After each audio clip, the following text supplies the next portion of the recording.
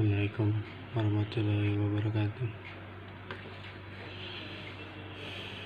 Malam ini saya cuma mau baca buku lama ini.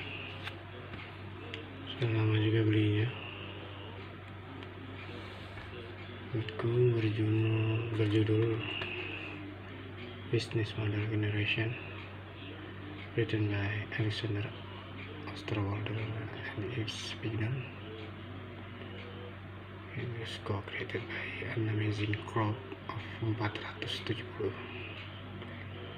practitioners dari 45 negara.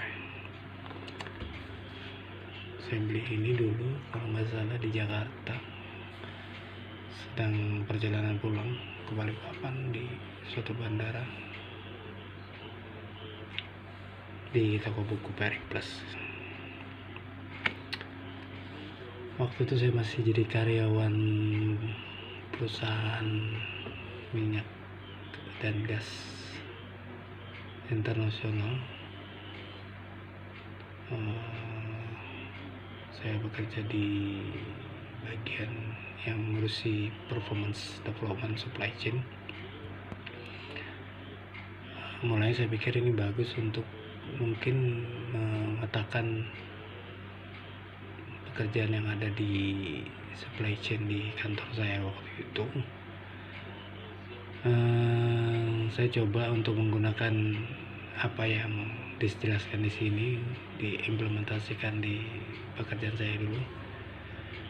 Saya coba jelaskan ke tim saya, anggota tim, tapi nampaknya kurang match ya dengan pekerjaan di kantor ya. Ini memang ke bisnis model yang mungkin lebih ke arah bisnis model yang sudah cukup jelas ya tujuannya. Sedangkan kalau hanya unit-unit di bagian di dalamnya mungkin bisa, tapi waktu itu saya mungkin belum dapat sense-nya untuk menjalankan atau mengaplikasikan. Sekarang kita coba buka ya. Bagi teman-teman yang pernah buka buku ini Business Model Generation, a Handbook for Visionaries, Game Changer and Challenges. Bagus sebenarnya. Saya mencoba membaca lagi buku ini setelah Mas Jaya mengingatkan lagi bahwa ini buku yang bagus. Ingat saya punya buku ini. Kita jaga sama-sama ya. If you've answered yes to any of these questions, welcome to our group. Ya, jadi mungkin ini hanya awalannya ya.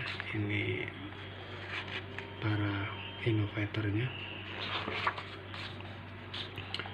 Nah, bagusnya dia buku ini menggambarkan isinya nanti akan seperti ini. Jadi canvas dulu, nanti ada patternsnya, baru kita desain aja bisnisnya, baru setelah itu kita masuk ke strateginya apa nih. Kemudian kita proses, justru diproses setelah kita mulai strategi dan kita outlook nih, afterward ya. Jadi justru besarnya ini bawahnya di canvas nih. Jadi coret-coretan dulu ini sebenarnya, coret-coretan dulu, baru kita melakukan proses yang di akhirnya di sini. Setelah proses baru di-upload ya. Jadi ini kalau bisa dilihat di sini table of contents-nya. The book is divided into 5 sections. The Business Model Canvas, a tool for describing, analyzing, and designing business models. Business model patterns based on concept from leading business thinkers. Techniques to help you design business models.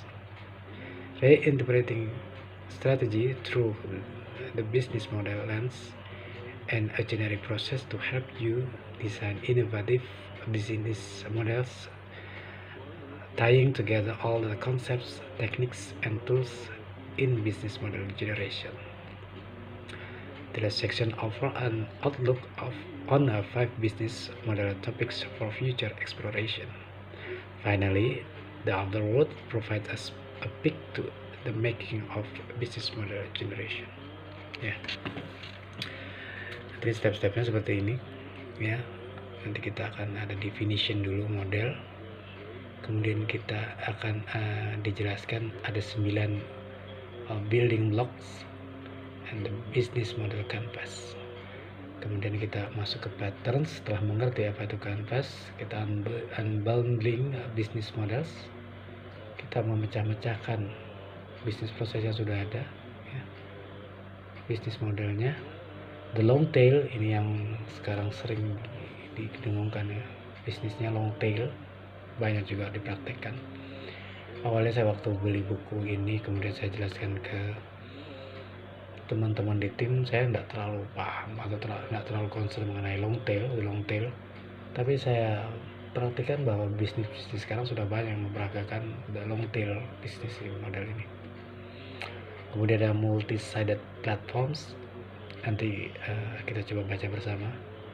Free as a business models, jadi gratis pun sebenarnya bisnis model, ya. Jadi jangan sangka kalau gratis itu tidak menjadikan bisnis, ya.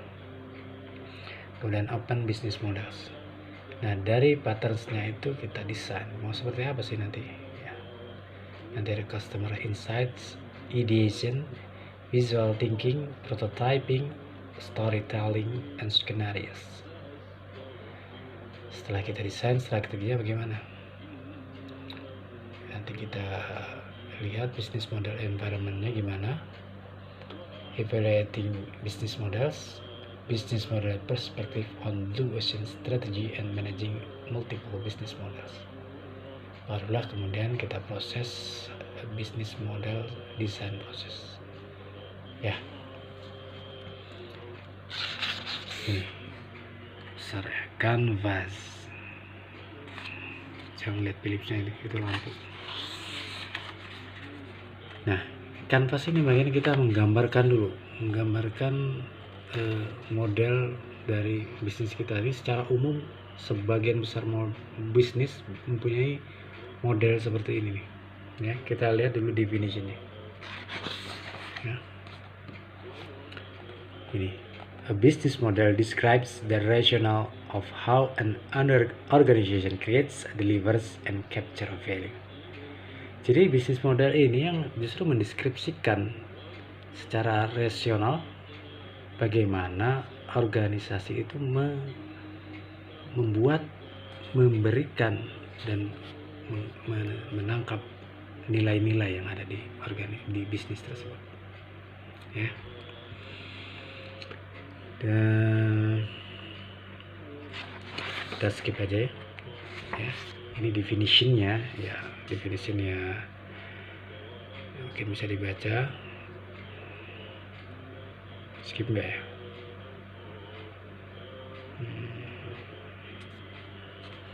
Ini yang penting nih. We believe a business model can best be described through 9 basic building blocks that solve the logic of how a company intends to make money. Jadi inilah merupakan dasar awal dari para kreator atau penulis di buku ini yang mempercayai bahwa a business model, jadi yang bisa secara baik mendeskripsikan bisnis modelnya gimana, menggunakan 9 building blocks, ya. 9 building blocks seperti apa? Ini mulai dari customer segments, penting sekali. Kalau kita bikin bisnis, kita harus tahu sebenarnya kita mau melayani siapa, kita akan menjual ke siapa, apa yang kita tuju, siapa customernya dari bisnis kita. Nah, bisnis ini, customer ini pasti bergandengan dengan value proportions, apa nilai yang kita punya. Seperti saat ini saya sedang berusaha untuk membuat, sudah 2 tahun sih, membuat cafe namanya Koplak, ya. Saya mau jual kopi itu ke siapa, dan saya punya kopi apa. Nah, itu pasangannya. Saya mau, atau gini, saya punya kopi apa dan mau saya jual ke siapa, itu penting. Karena kalau saya punya sebagus apapun, menurut saya itu bagus untuk dijual, tapi kalau ternyata tidak memberikan nilai kepada seorang lain yang akan menghargainya menjadi suatu nilai yang ya berupa penghargaan, penghargaan itu bisa saja ya dalam hal ini kalau bisnis berarti uang ya, nilai uang atau penghargaan yang lain ya. Jadi kita punya nilai yang kita ingin dihargai orang memberikan penghargaan itu, penghargaan balik ke kita dalam hal bisnis ya adalah uang.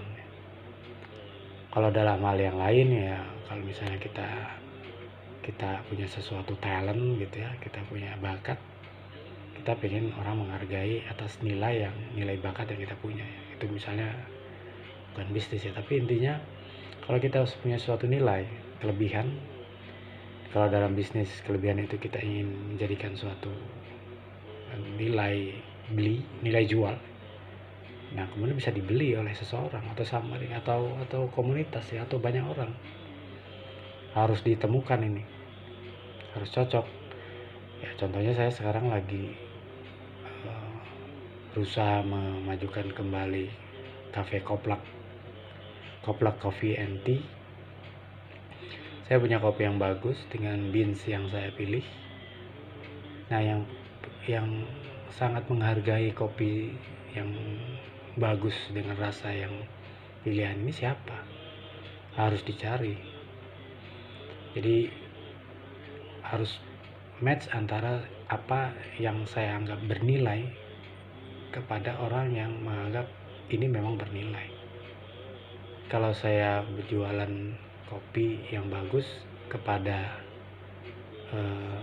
orang-orang yang bukan penggemar kopi, ya nggak mungkin beli, nggak mungkin menghargai, nggak dinilai malah kopi saya ya.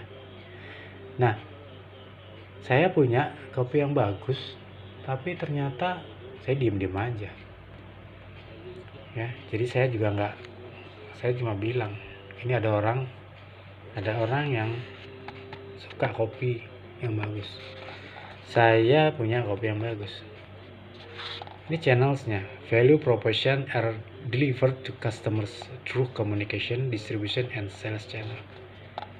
Tapi kalau saya memang nggak ngasih ke dia, nggak ada channelsnya, nggak ada cara untuk apa yang saya anggap bagus ini untuk bisa didapat oleh yang menghargai nilai yang saya miliki, ya percuma, nggak nyambung ya. Saling tunggu aja, saya nunggu di sini, nunggu dibeli, yang ini nunggu dijual nggak ya, nah ini barang saya ada yang mau beli nggak, saya pengen kopi yang bagus, kopi yang enak, di mana yang jual ya, ya nggak ketemu karena nggak ada channelsnya, nggak ada penghubung antara dua ini ya.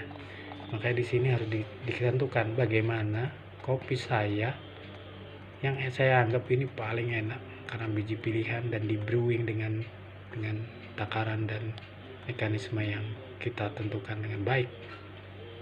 Harus ada channelnya supaya bisa nyampe ke sini. Channelnya itu ya contohnya saya buka kafe kalau kayak gitu ya, saya buka ininya menghubungkan ke sini apa, dengan gelas tadi, dengan meja ya. Makanya channelnya ini harus baik juga. Kalau channelnya ternyata nggak bagus ya, gelasnya nggak bagus ya, mejanya nggak bagus, suasana kafenya nggak bagus, untuk mendeliver ke sini orang malas juga kan. Nah itu. Nah kemudian adalah customer relationship ya. Jadi ini bagaimana tadi itu orang ini tahu bahwa saya sudah kasih channelnya, tapi bagaimana orang ini mau menggunakan channel ini untuk mendapatkan ini, yaitu customer relationship. Saya bilang sama ini channel customer relationship ini sebagian promosi, Mas saya punya nih kopi yang bagus nih, ada channelnya, tempatnya bagus nih kopi. Jadi di sini untuk memberitahukan apa yang saya punya melalui apa kepada orang ini, sehingga orang ini bisa menggunakan ini untuk mendapatkan ini ya. Mudah paham. Blok berikutnya nih, ini sudah ke arah bagian belakang ini. Kalau bagian ini sudah kita desain dengan baik, ini bagian belakang ini bagaimana tadi nilai-nilai itu bisa menjadikan suatu bisnis. Kita harus tahu nih, setelah kita membentuk tadi di 4 blok tadi, ada ndak aliran keuntungan bagi kita. Kita harus hitung apa aja, kopinya kayak, kemudian parkirnya, siapa tahu ada apa pundi-pundi yang bisa masuk ke kita. Kita harus hitung, perhatikan, jangan remehkan setiap kemungkinan aliran keuntungan bagi kita. Nah, untuk itu berarti kita juga untuk supaya nilai ini bagus terus, pasti harus ada yang selalu mendukung key resource-nya, apapun ya, kopinya, listriknya, terus kemudian alat-alatnya, ini harus mendukung nih, termasuk orang-orangnya, baristanya, pelayannya, ini harus kita yakinkan mereka akan secara komit mendukung supaya value ini terjaga ya. Bahkan juga channel ini juga terjaga dengan baik, dan bahkan ini juga tetap baik ya.